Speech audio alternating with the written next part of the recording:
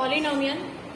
Polynomial होता क्या है, ये एक एक्सप्रेशन है जिसके अंदर वेरिएबल रहता है और कांस्टेंट टर्म रहती है। अगर हम इस फॉर्म में लिखें a x to the power n, right, x y z जितने भी अल्फाबेट्स पीछे वाली साइड होते हैं, यू वी डब्ल्यू एक्स वाई जेड, ये सारे एस वाई टी, उनको हम मोस्टली वेरिएबल्स की फॉर्म में लेते हैं। और जो भी स्टार्टिंग अल्फाबेट्स होते हैं वो हमारे होते हैं कांस्टेंट टर्म, इसको हम कोएफिशिएंट भी बोलते हैं।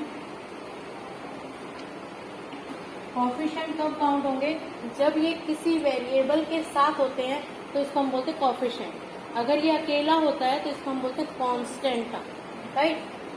ये पता है ये सबको क्या होता है, पावर, इसी को हम एक्सपोनेंट भी बोलते हैं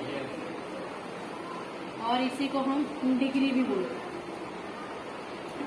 अलग अलग नाम से जाना जाता है, राइट। तो कोएफिशिएंट जो होता है वो पॉजिटिव और नेगेटिव दोनों हो सकता है, डिपेंड करता है कि आपका साइन उसके आगे क्या लगा है। अगर साइन है तो आपको कंपलसरी उसके अंदर साइन मेंशन करना ही होता है कोएफिशिएंट बताने के लिए। बहुत बार 10th में एमसीक्यू में पूछा गया है कि एक इक्वेशन दी जाएगी, find the coefficient of this, तो आपको ये पता होना चाहिए।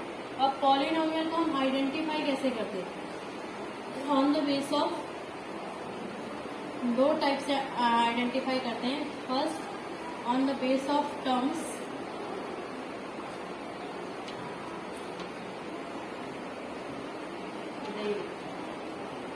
या फिर on the base of power. Naming करते हैं, वैसे तो नॉर्मली हम लोग सारे ही पॉलिनोमियल है, कितने भी हो, जैसे आप लोग सारे बॉयज और गर्ल्स हो, राइट, वो सारे पॉलिनोमियल, लेकिन जिनका हमें नाम पता है तो उसको हम क्या करते हैं, नाम से बुलाते हैं। और नाम नहीं पता है तो दैट बॉय दैट गर्ल ऐसा आप बोलते हैं ना, तो गर्ल बॉय की फॉर्म में बोलते हैं। ऐसे ही पॉलिनोमियल तो सारे हैं टर्म्स के बेसिस के ऊपर। जब आप 8 वगैरह जब तुम्हारा ये स्टार्ट हुआ था अलजेब्रा, तभी बताया गया था लाइक टर्म अनलाइक टर्म्स, है ना। तो उस टाइम पे ये बताया गया था अगर एक ही टर्म है तो इसको हम बोलते हैं मोनोमियल।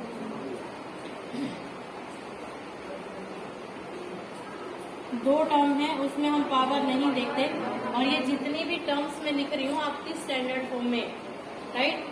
कोई भी अगर लीनियर पॉलिनोमियल की स्टैंडर्ड फॉर्म पूछे तो ए एक्स प्लस बी इसी को ही बोलते हैं, ठीक। तो स्टैंडर्ड फॉर्म में ही लिख रही हूँ जितनी भी है, ए एक्स प्लस बी ये हमारा है बाइनोमियल। जब हम टर्म्स के बेसिस पे देखते हैं तो पावर नहीं देखते हैं बिल्कुल भी, okay. A x square plus b x plus c, 1 2 3 terms हैं, इसको क्या बोलेंगे हम, trinomial. And more than 3 terms हैं, उन सबको ही हम लोग क्या बोलते हैं, पॉलिनोमियल, क्लियर। इसी तरह से पावर के बेस पे अगर हमारी हाईएस्ट पावर 1 होती है तो इसको हम बोलते हैं लीनियर पॉलिनोमियल। अगर पावर 2 है a x square plus b x plus c, इसको हम बोलते हैं क्वाड्रेटिक पॉलिनोमियल। अगर पावर 3 है a x cube plus b x square plus c x plus d, इसको हम बोलते हैं क्यूबिक पॉलिनोमियल, राइट।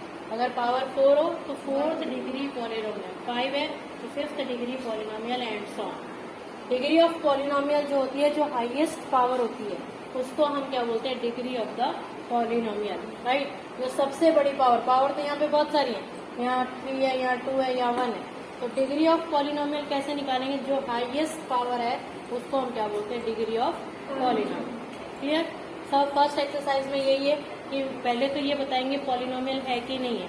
पॉलिनोमियल होने के लिए जो पॉलिनोमियल की पावर है,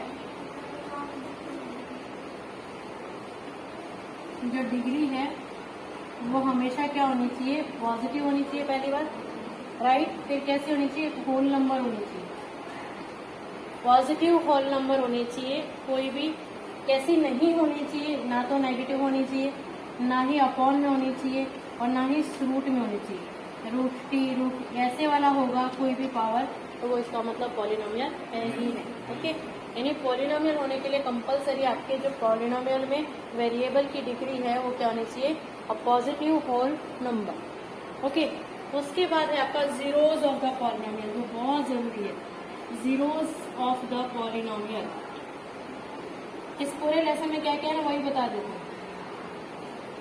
जीरोस का मतलब क्या होता है, जैसा कि नाम से पता लग रहा है जीरो, यानी एक्स या वाई या कोई भी वेरिएबल जो वहाँ पे अवेलेबल है, एक्स वाई या वेरिएबल की ऐसी वैल्यू जो उस पॉलिनोमियल में रख दी जाए और रखने के बाद उसको जब सॉल्व किया जाता है उसका आंसर जीरो आ जाता है, that is known as zeros of the polynomial. Clear? जैसे अब मान लिया मैंने लिखा x माइनस 3, राइट, ये एक पॉलिनोमियल दिया है, मुझे x की वैल्यू रखनी है, मैंने x की वैल्यू 1 रखी, 1 माइनस 3 क्या आया, -2, 2 रखा, 2 माइनस 3 क्या आया, -1, 3 रखा, 3 माइनस 3 क्या आ गया, तो इसका मतलब 3 रखने के बाद 0 आया। सो जो 3 है, 3 is the zero of the polynomial, ये हमारा क्या है, जीरो ऑफ द, इसका मतलब जीरो कौन होगा, ऐसा नंबर जो पॉलिनोमियल में रख दे तो पॉलिनोमियल की वैल्यू जीरो हो जाती है, उसको हम क्या बोलते हैं, zero of the polynomial. Is that clear? Yes. उसके बाद है हमारी रिमाइंडर थ्योरम, वो उसमें अगर वैल्यू रखनी आ गई तो रिमाइंडर थ्योरम आ ही जाएगी।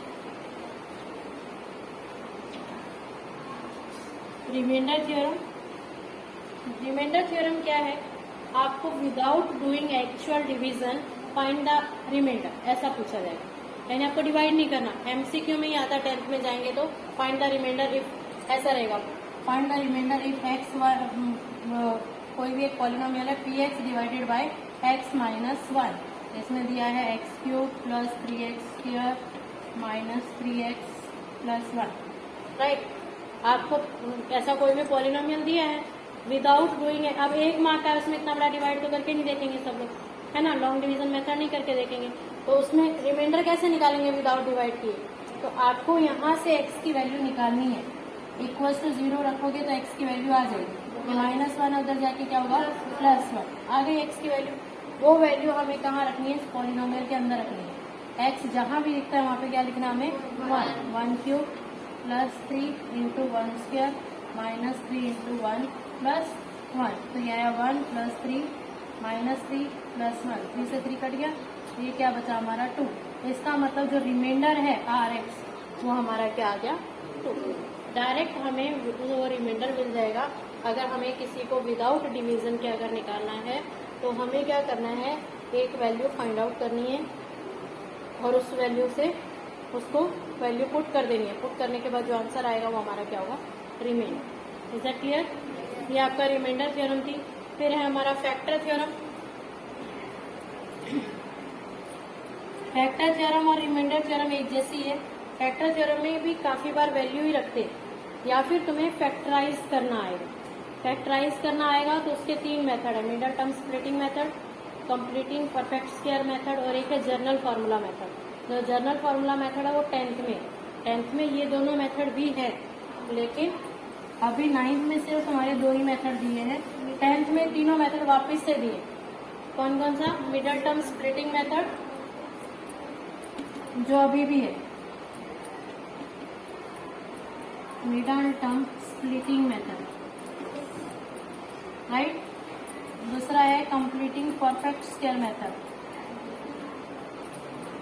ये परफेक्ट स्क्वायर मेथड है ना, ये आपने 8th में भी किया है। उसके अंदर ये फॉर्मूला लगेगा a plus b the whole square, फिर a minus b the whole square, then a square minus b square, ये सारे फॉर्मूले लगेंगे। और थर्ड होता है आपका जर्नल फार्मूला मेथड, जो हम लोग कहाँ पढ़ेंगे, 10th में पढ़ेंगे। ओके, चलो इतना नोट डाउन करो।